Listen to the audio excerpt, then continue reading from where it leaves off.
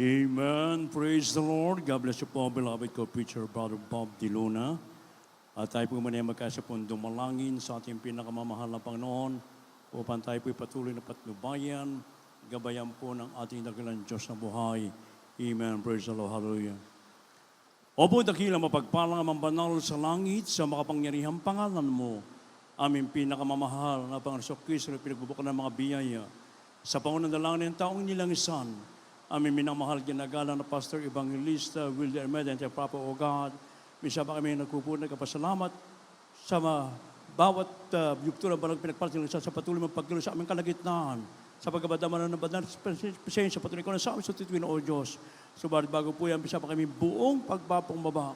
Iminang kapatawaran sa lahat ng aming nagawang pagkukulang pagkakasala, pagsalansa sa banal kalooban, patawaran ba sa amin o Diyos. Hallelujah. At sa bahaging ito na pagdadala ng Ebanghelyo ng kaligtasan, na tunay sa ganang akin, wala po akong magagawa, mahal na Panginoon. Ikaw po ang maglagay ng mga tamang salita sa aking bibig, daluyan ng spiritual para simple kabanaan na maintindihan na ay iniibig ng mga baguhan, mga bisita matatihan, bagay sa aming beloved workers, viewers, ito ang aming samot panalangin sa makapangyarihang pangalan ni Jesus at aming pinagkakaisang sinasaway ang lahat ng hadlang ng kaaway, demons of hinders at doubts and unbelief cast out from us and bind the power of darkness and anoint thy word, O Lord. In Jesus' name we pray. Amen and amen. Hallelujah. Praise the Lord. Everybody should praise the Lord. Purihin po ating pinakamamahal na Pasok Kristo at yung nagit sa lahat, ako ba nagpapaabot ng pinakamataas na pagpupuri, pagwalhati, pagsamba sa ating pinakamamahal na Pasok Kristo na pinagbubukulan ng mga biyaya, and we give the more honor and respect to our dearly beloved, honorable parents in the Lord, and we always treasure, remember the blessed memories and teachings and preaching of our dearly beloved, honorable Pastor Evangelist Bernardo, the end time prophet of God, beloved of Sam Pastor Lins Almeida, beloved Mama Dear, greetings and respect to all the beloved children, Almeida family in the Philippines, as well as in the USA and Canada. At sa lahat din po natin mga iniibig na mga kapamanggawa, mga kapatiran, sa lahat ng ating mga iniibig na mga bisita dito ngayon, magiging sa ating beloved viewers around the world, a pleasant evening and welcome to the royal family of God. Amen. Beloved sons of God, we just heard a while ago the blessed living testimony of our beloved brethren on how they put their trust in God. Beloved sons of God, let's put our deep trust in God during fearful times, in the midst of challenges. Faith provides strength and comfort, encouraging us to choose courage over fear. Mga iniibig, sa ating mga napakinggan po mga patuto kanina ng ating mga kapatiran kung paano nila inilagak ang kanilang tiwala sa Diyos. At ating pong ilaan ng yung malalim na pagtitiwala sa Diyos sa mga takot ng panahon, sa gitna ng mga hamon. Ang pananampalataya ay nagbibigay ng lakas at kaaliwan na naghihigbi sa atin na piliin ang tapang sa halip na takot. At lang magsabing praise the Lord. Kaya sabi ng banal kasulatan dito po sa from the book of Psalms, chapter 56, verse 11, awit 56:11. The book of Psalm, chapter 56, verse 11. In God have I put my trust. I will not be afraid what man can do unto me. God bless you, Pastor Tagalog.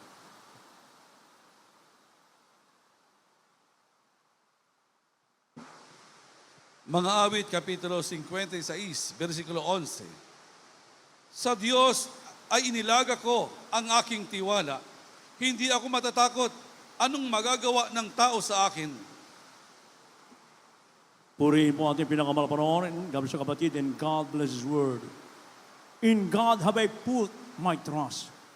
Mga inibig, kung ang lahat lamang po ng mga tao ay ilalagak ang pagtitiwala sa ating dakilang Diyos na buhay, ay wala po para tayong dapat ikatakot at walang magagawa ang sinumang tao kung sila man po ay merong masamang balak sa iyo.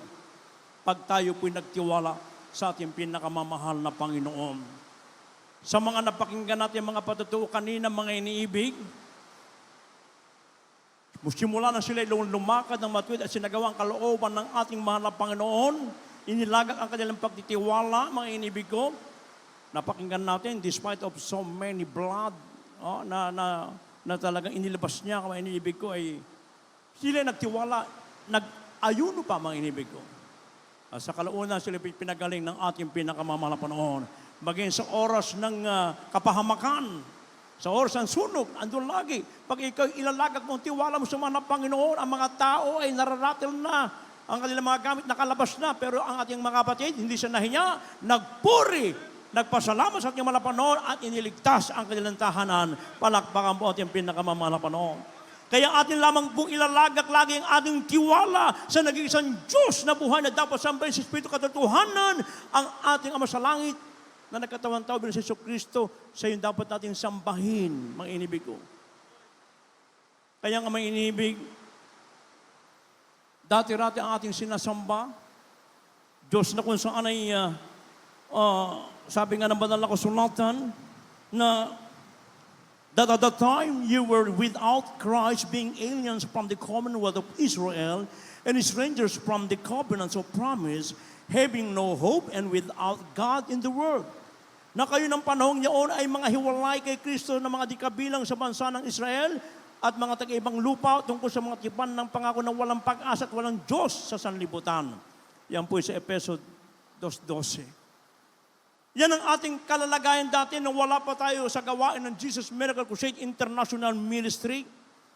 Aminin mo natin sa hindi mo inibig ko, lahat tayo ay kandidato patungo dun sa kapahamakan. Subalit sa araw ng ating mapakinggan ang pangangaral ng propeta ng Diyos, preaching the word of God with power and anointing, lahat tayo nagtumalima, sumunod at isinagawa at nagtiwala sa nag-isang Diyos na buhay. Inibig ko, lahat tayo ay pinagpalang lubos ng ating pinakamamahal na panahon. Ebasubesalo! Dati-rati, Diyos natin nakikita, Diyos na nakasabit, Diyos na nakasabit sa iyong leeg, minsan nakadrawing pa sa iyong katawan. Akala mo yun ang Diyos na totoo, pero yung pala ay sabi ng Biblia sa Revelation 9:22 ay pagsamba sa demonyo, mga inibig ko. Kaya tayo pinagpala, tayo nakalagan sa tulo ng reliyon, na tradisyon ng reliyon, sapagkat tinuro sa atin na tayo po'y magtitiwala lamang sa Diyos nating Ama sa Langit. Ang kanyang pangalan ay si Jesucristo. Palakpakan po ating pinakamamahal na Panginoon. Kaya kung ilalagak natin ang ating pagtitiwala sa Diyos, mga inibig ko, makakamtan natin lahat ng mga blessing, protection, pag-iingat, plus tagapagmana pa ng buhay na walang gang sa piling ng ating mahal na Panginoon. And modesty aside, nakita natin ang ating dearly beloved, honorable parents, dearly beloved children, mga inibig ko, kung paano nila inilagak ang pagtitiwala sa ating pinakamamahal na Panginoon. Despite of so many trials, persecution they encounter, they stand firm in their faith, mga inibig ko. Tumayo sa kanilang pananampalataya sabagat inilagak nila ang kanilang pagtitiwala sa Diyos. Bagamat 10 to 15 years na mga pagsubok, mga inibig ko, inalimuran ng sanlibutan ito, subalit sila po nagtiwala lamang sa ating mga Panginoon. At tayo ngayon, ang mga milyon-milyon pinagpala ng ating pinakamamahal na Panginoon. Erbaso Pesalo! Kaya nga mga iniibig,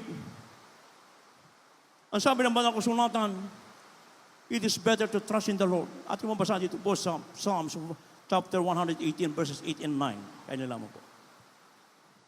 The book of Psalm chapter 118 verses 8 and 9. It is better to trust in the Lord than to put confidence in man.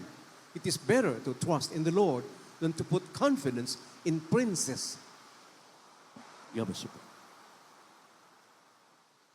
Dito po sa Aklat ng Mga Awit, Kapitulo 118, ang talatay 8 at 9. Lalong mabuti ang manganlong sa Panginoon kaysa maglagak ng tiwala sa tao. Lalong mabuti ang manganlong sa Panginoon kaysa maglagak ng tiwala sa mga pangulo. Amen. Purihin ang ating pinakamamahal na Panginoon. Kaya nga mga iniibig ko, kung ating pong ilalagak ang ating pong pagtitiwala sa ating pinakamamahal na Panginoon, santyak na bagay tayo po lalo'y pagpapalain na malapan. Huwag doon sa tao tayo magtitiwala. Sapagkat pag tayo po nagtiwala sa Diyos, mga inibig ko, Mararanasan mo ang mga signs and wonders and miracles. Lahat tayo ay nakaranas ng mga himala ng Diyos na ginawa sa ating buhay, simula nang tayo po'y maglagak ng ating pagtitiwala sa ating pinakamamahal na Panginoon. Yung isa nating kapatiran sa US, mga inibig ko, taga-trabaho sa hospital, kaya kailangan niyang mag-take ng exam, state board exam, mga inibig ko. Sapagkat sa hospital siya nagkatrabaho. Tamang-tama, naibigay sa kanya yung, pagkakataon na yun, yan po yung libre, mga inibig ko. So, barit sabi niya, by next year, may magbabayad ka na ng $7,000. Sa madaling salita, mga inibig ko, ay hindi naman siya gaano nakapag-review. Out of 5, 4 yung kanyang naipasa. Doon sa panglima, sabi nung examiner ay sabi niya, you have a lot of mistake. Sabi sa kanya, sa ating mga kapatid.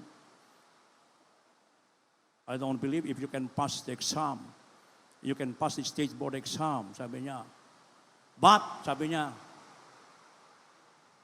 if you can pray, the machine, the computer will change the result of your exam, sabi sa kanya. So anong ginawa ng ating mga kapatid? Pumunta sa comfort room, nanalangin, umiyak sa mga Panginoon. Sabi niya, mahal na Panginoon, sa punadala ng mga pastor, huwag mong pahintulot na ako ibabagsak. Alam ko na marami akong mali. So sa madaling salita, mga inibig ko ay umuwi sa the following day, after 2 days, tumawag sa kanya, sabi sa kanya, congratulations, sir, you have passed the exam. Pero ba sa law, imposible mga inibig ko na makapasa siya sapagkat maraming nga mali. Talagang lalabas yun sa computer. Pero ano himala ng Diyos, yung mga mali niya, itinama ng mga Panginoon, ipinasa siya ng ating dakilang Diyos na buhay. Kaya kung tayo po yung magtitiwala sa ating dakilang sa buhay, marami tayong makakamtan. Subalit kung tayo po ay aasa sa tao, minibig ko sapagkat ang sabi ng Biblia, warning sa lahat ng tao, lalo sa mga Kristiyano, sumpain ang tao na umaasa sa kapwa-tao. Dito po sa Jeremiah chapter 17 verse 5, kaya nilaman po.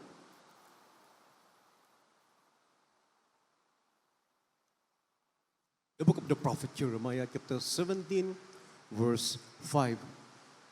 Thus saith the Lord, cursed be the man that trusteth in man, and maketh flesh his arm, and whose heart departeth from the Lord. God bless you po.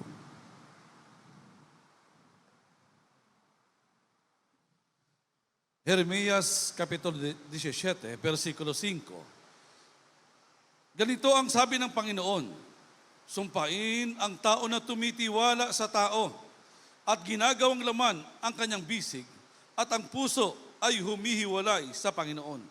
Purihin ang ating mga Panginoon. So yan po ibabala sa bawat Kristiyano at sa tatawagin pa ng ating mga Panginoon.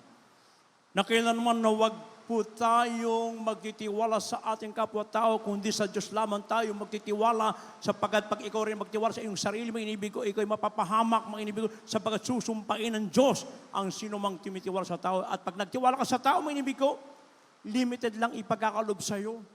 Lalo na pag during the election, mga inibig ko, maraming pangako ang mga tao, mga iniibig.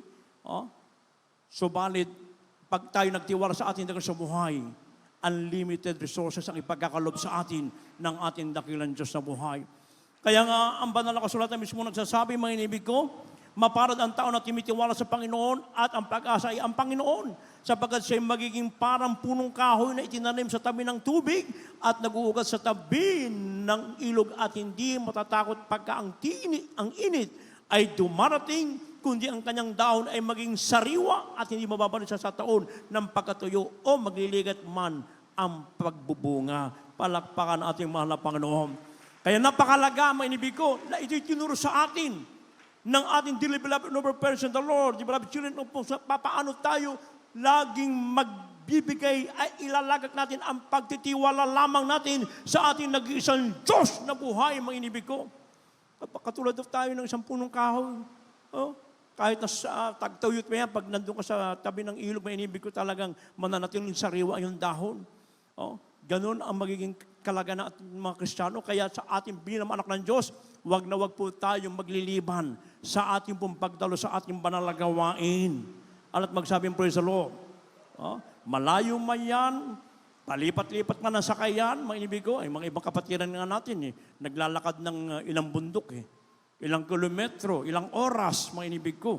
Oh, yung mga wala namang pamasahe, nananalangin, mga inibig ko, maalala ko siyang patotoo, mahal na Panginoon, ako po'y pupunta sa iyong panalagawain, wala akong pamasahe, mahal na Panginoon. Isipin mo, merong out from nowhere, mga inibig ko, merong tumama sa ulo niya. Isang bulumbon, yung parang dyaryo, may binuksan niya, maraming pera, mga inibig ko. Mga kapatiran natin, na kung saan ay minsan pauwi na sa gawain, from Luneta, mga inibig ko, wala silang pamasahe. Naibigay kasi ng mami nila yung tithes and offering, lahat. Pati yung pamasahe, ibinigay.